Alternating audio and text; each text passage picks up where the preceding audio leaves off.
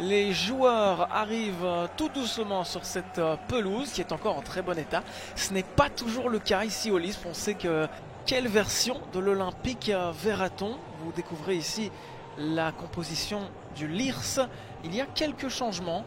Et la composition de l'Olympique, la voici. 5 nouveaux visages par contre. Perdikizi en fait partie. Les feuilles tombent, les balles aussi dans les filets. Et bien par contre au niveau météo, on est sur de la clémence dans le ciel. Voilà le match qui débute par un ballon complètement gâché. Mais c'est une technique qu'on voit de plus en plus. Vous l'avez peut-être remarqué, ces balles-là qu'on met tout de suite en touche de l'autre côté, dans l'autre moitié du terrain. Et bien oui, pour forcer l'équipe adverse à jouer à la main. Pour se dégager, ce n'est pas simple, pour pouvoir mettre tout de suite la pression sur l'adversaire. Ça ne fonctionne pas toujours. On le voit ici d'ailleurs. Le LIRS n'a pas inquiété. En possession du ballon. Avec peut-être déjà une première offensive. Non, un hors-jeu qui est signalé. Alors que les Carolo joueront quant à eux à Dender. Voilà. Coup de sifflet de Team de Kaiser. 1 partout, ou plutôt 0-0. Ce sera le score à la pause. À remonter sur le terrain. Il y aura des changements quand même. Voilà, oui, 2 même pour être précis. Avec la montée de 2 nouveaux Liérois. On va analyser tout ça. Et bien oui, dans le chef de Jamat Schaffner, on essaye de bousculer les choses. 0 tir pour l'Olympique Charleroi. Il est grand temps de soigner les statistiques offensives.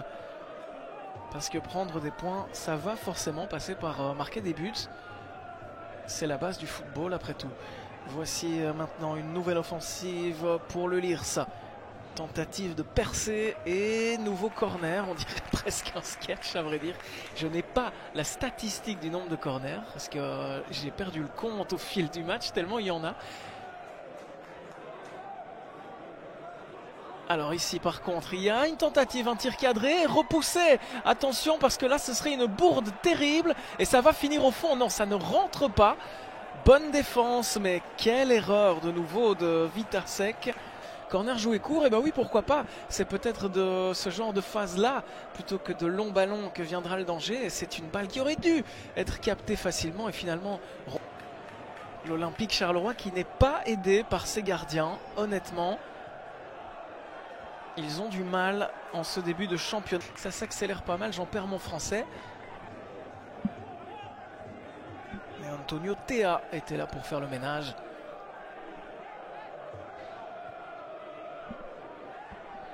Beau de Kerf. Oh, bien joué ça aussi. Laissez passer la balle entre les jambes. Et la passe est très très bonne. Quel arrêt! Signé Vitasek. 1 partout. Ça c'était une surprise totale avec un but de Mason Greenwood et un autre de Roman Ferber qui a quitté le club depuis. Contre-attaque maintenant pour le LIRS, il y a peut-être l'opportunité de mettre ça, c'était cadré. Bon arrêt de David Vitasek. La contre-attaque a le surnombre amené grâce à cette vitesse-là et finalement ça c'est sûr, dans le compartiment offensif. Il y a encore beaucoup de travail pour être honnête. Si vous voulez la statistique, l'Olympique n'a eu qu'un seul tir et le LIRS 15. Voilà, 15 fois plus de tirs pour l'équipe à domicile. Mais le football, ce ne sont pas que des statistiques. C'est aussi une histoire de réalisme. Et si, dans ces dernières secondes, l'Olympique parvenait à créer l'exploit, la voilà. La première frappe cadrée pour l'Olympique. Il fallait tirer de loin pour cadrer, c'était sans doute ça le secret.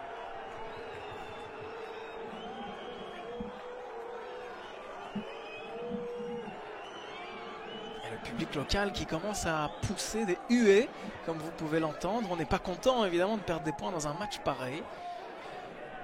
On a dépassé le temps additionnel. Une page de l'histoire vient de s'écrire dans cette Challenger Pro League avec le premier point